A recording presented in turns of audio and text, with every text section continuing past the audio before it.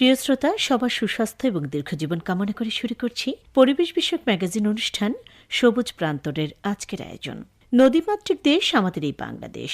নদী তার নিজস্ব রূপে নিজেকে মেলে ধরেছে ৬টি ভিন্ন ঋতুতে। আমাদের দেশে প্রাকৃতিক সৌন্দর্য বৃদ্ধিতে নদী তার আপন মহিমার বিস্তার লাভ করেছে এদেশের প্রান্তরে প্রান্তরে। বাঙালির জীবনযাত্রার মান বৃদ্ধিতে নদীর ভূমিকা অপরিহার্য।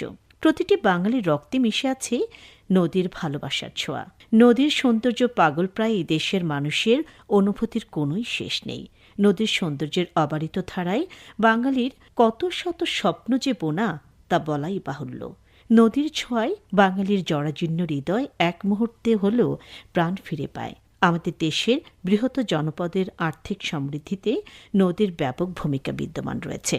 আমাদের দেশের জিডিপির বড় একটি অংশ আমরা আমাদের মায়াবতী এ সমস্ত নদীর মাধ্যমে অর্জন করে থাকি। সত্যি কথা বলতে কি, আমাদের প্রাকৃতিক সৌন্দর্য রক্ষায় নদীর ভূমিকা অনেক। আসুন নদী দূষণ এবং নদী ভাঙন রোধে আমরা সবাই আর অনেক বেশি সচেতন হই।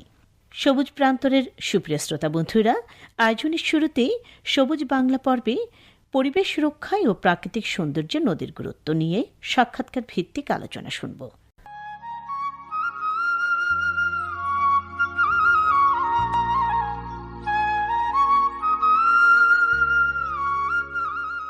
প্রিয় বন্ধুরা, বাঙালির জীবনযাত্রার মান বৃদ্ধিতে নদীর ভূমিকা অপরিহার্য। বন্ধুরা, আজকের বিষয় পরিবেশ সুরক্ষা ও প্রাকৃতিক সৌন্দর্যে নদীর গুরুত্ব। প্রিয় বন্ধুরা, আমাদের আজকের অতিথি মীর মোহাম্মদ আলী, সহকারী অধ্যাপক, শেরেবাংলা কৃষি বিশ্ববিদ্যালয়, ঢাকা। আর সাথে আছি আমি শারমিন রহমান। প্রথমে আপনার কাছে জানতে চাই, নদী ও বাঙালির স্বপ্নটা আপনি কিভাবে দেখছেন? বাঙালির রক্তেই কিন্তু নদীর প্রতি ভালোবাসা এটা ছোঁয়া রয়ে আছে। বাঙালির ইতিহাস, ঐতিহ্য সবকিছুর সাথে কিন্তু নদীর একটা সম্পর্ক রয়েছে। বিষয়টা এমন যে আমরা যদি আগের কথা চিন্তা করি তাহলে দেখব যে বাচ্চারা নদীতে যেত, খেলাধুলা করত, মাছ ধরত, গোসল করত। তার মানে নদীর সাথে একটা ঐতিহ্যগতভাবেই কিন্তু একটা সম্পর্ক রয়েছে। এটা শত শত বছরের একটা ঐতিহ্য বাঙালির সাথে নদীর যে সম্পর্ক।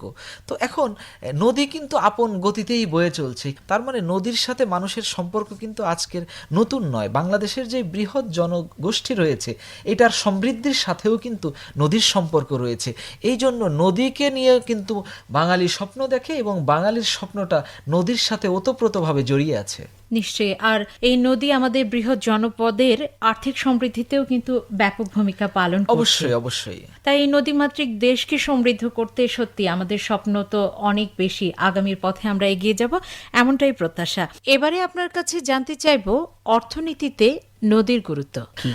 আসলে নদীর উপর মানুষের যেই পরিমাণ হচ্ছে সংযুক্তি, যেটা বলছিলাম, নির্ভরতা, আমাদের দেশে আমরা অনেক সময় জানি যে বড় নদীগুলোর মধ্যে পদ্মা, মেঘনা, যমুনা, ব্রহ্মপুত্র সহ অনেক নদী রয়েছে, যেগুলোর সাথে প্রচুর মানুষ আছে, জেলে আছে, যারা এই নদীটার সাথে কিন্তু জড়িয়ে আছে। একটা জনগোষ্ঠী আছে এই নদীর উপর, সরাসরিভাবে কিন্তু তারা জড়িয়ে আছে। এর পাশাপাশিও কিন্তু মানুষের ভালো লাগা, একটা অবসরের সময় কাটানো, নদীর পাশে থাকা, নদীর কাছে যাওয়া, নদীর যেই প্রাকৃতিক সৌন্দর্য রয়েছে, যেই রূপটা রয়েছে, এই রূপটাকে দেখা, এটাও কিন্তু মানসিক একটা শান্তির ব্যাপার। সুতরাং আপনি যদি শুধু বলেন যে এটা অর্থনৈতিক গুরুত্ব, এটা কিন্তু একটা মানসিক একটা শান্তি দেয় নদী, এটারও কিন্তু একটা গুরুত্ব আছে। সব শেষে আপনার কাছে জানতে চাই, প্রাকৃতিক সৌন্দর্যে নদী সম্পর্কে যদি কিছু আমাদেরকে বলেন। আসলে যেটা আপনিও বলছিলেন যে আসলে এই নদীর যে সৌন্দর্য, এই সৌন্দর্যে বিমোহিত হয়ে কিন্তু অনেক কবি সাহিত্যিকের তৈরি হয়েছে, অনেক মানুষের ভালো লাগার জায়গা নদী। তার মানে আমরা হয়তোবা এই সভ্যতার পরিবর্তনের কারণে এমন হয়েছে যে আমরা হয়তোবা নদীগুলো দখল করছি, দূষণ করছি, নানাভাবে ধ্বংস করছি, কিন্তু এই নদীর জন্যই কিন্তু শত শত সাহিত্যিকের জন্ম হয়েছে, তারা অনেক ভালো কাব্যগ্রন্থ রচনা করেছে। তো এই নদীর সাথে এই ভালোবাসা, আমরা ছোটবেলায় যখন বইতে পড়াশোনা করেছি নদী নিয়ে, তখন যেমন ভালোবাসা তৈরি হয়েছে, এবং আশেপাশের যে বাড়ির সামনের যে নদীটা, সেটা দেখার পরে ভালোবাসা তৈরি হয়েছে। তার মানে হচ্ছে এই গ্রাম বাংলার সকলের সাথে, এই প্রকৃতির সাথে কিন্তু নদীর একটা সম্পর্ক রয়েছে। আপনি দেখবেন এখনও আমাদের একটা যদি প্রকৃতি এবং নদীর একটা ছবি অন্য ইট পাথরের এই ছবির চেয়ে কিন্তু আমাদের মনকে আকৃষ্ট করে, মনকে আরো অনেক বেশি আকৃষ্ট করে। সুতরাং এই নদী আমাদের শুধু প্রাকৃতিক সৌন্দর্যই বৃদ্ধি করে না, এর পাশাপাশি অর্থনৈতিক যে সমৃদ্ধি রয়েছে, এই সমৃদ্ধির ক্ষেত্রেও নদীর ভূমিকা কিন্তু অপরিসীম। এবং এটা যদি আমি বলতে চাই, আমি আপনি বলে কিন্তু এটা আসলে শেষ করতে পারবো না। এটা এটার একটা বিশাল প্রশ্ন। জি জি। আমরা আশা করি এই নদীমাতৃক দেশে আমরা যে জন্মগ্রহণ করেছি, তার যে স্বাদ আস্বাদন করেছি, তার যে সুফল আমরা পেয়েছি, সেই নদীকে ধ্বংস করব না এবং কখনোই চেষ্টা করব না নদীকে দূষিত করতে।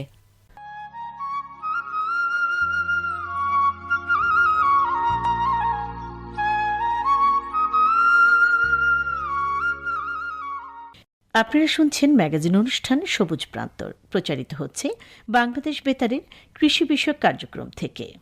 আমাদের দেশের প্রাকৃতিক সৌন্দর্য বৃদ্ধি এবং আর্থিক সমৃদ্ধিতে নদীর কোনোই বিকল্প নেই। সুপ্রিয় শ্রোতা বন্ধুরা, নদী দূষণ রোধে করণীয় নিয়ে সচেতনতামূলক গান শুনব এবারে শিল্পী আব্দুল্লাহ আল মুর্তুজা মুহিন ও নাসরিন আক্তার বিউটি। গানের গীতিকার জোবায়েদ হোসেন পলাশ, সুর করেছেন কাজী দেলোয়ার হোসেন। নদীগুলো মায়ের মতো প্রাণ দিয়ে যায়, আমরা কি পারবো না তাকে বাঁচিয়ে রাখতে হয়। নদীগুলো মায়ের মতো প্রাণ দিয়ে যায়, আমরা কি পারবো না তাকে বাঁচিয়ে রাখতে হয়। নদী বাঁচলে প্রাণ বাঁচে, সবুজ হবে মাঠ, নদীর ঢেউয়ে জীবন ফিরবে, হাসবে সবার পাট। চলো সবাই শপথ করি, নদীটাকে বাঁচাবো, এই পৃথিবী সুরক্ষিত রেখে ভবিষ্যৎ সাজাবো। চলো সবাই শপথ করি, নদীটাকে বাঁচাবো, এই পৃথিবী সুরক্ষিত রেখে ভবিষ্যৎ সাজাবো, এই পৃথিবী সুরক্ষিত রেখে ভবিষ্যৎ সাজাবো।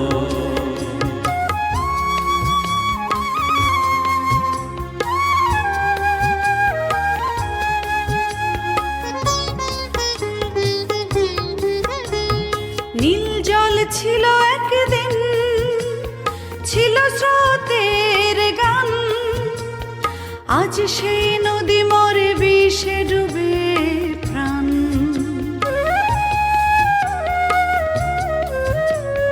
নীল জল ছিল একদিন, ছিল স্রোতের গান, আজ সেই নদী মরে বিষে ডুবে প্রাণ। কলকারখানা বর্জ্য সব নদীর বুকে পড়ে, আমরা কি ফিরতে পারি সেই নদীর তরে? যদি পারি সুস্থ জীবনের গল্প লিখতে পারবো। চলো সবাই শপথ করি, নদীটাকে বাঁচাবো, এই পৃথিবী সুরক্ষিত রেখে ভবিষ্যৎ সাজাবো। চলো সবাই শপথ করি, নদীটাকে বাঁচাবো, এই পৃথিবী। ঋতু পরিবর্তনের শীতের এই সময় বৃদ্ধ এবং শিশুদের প্রতি বাড়তি সচেতন থাকতে হবে আমাদের, আর মনে রাখতে হবে সচেতনতাই দেবে আমাদের সুরক্ষা। কৃষিজীবী ভাই বোনেরা, এবার যে বিদায় নিতে হবে। আজকের সবুজ প্রান্তর অনুষ্ঠানটি গ্রন্থনা উপস্থাপনায় তানিয়া পারভিন, সম্পাদনায় মরিয়ম আক্তার, তত্ত্বাবধানে খালেদা পারভিন, আর সবুজ প্রান্তর অনুষ্ঠানটি প্রযোজনা করেছেন মৃন্ময় মণ্ডল তুষার। আজকের এই অনুষ্ঠান পুনরায় শুনতে কৃষি বিষয়ক কার্যক্রম বাংলাদেশ বেতারের ইউটিউব চ্যানেল ব্রাউজ করুন।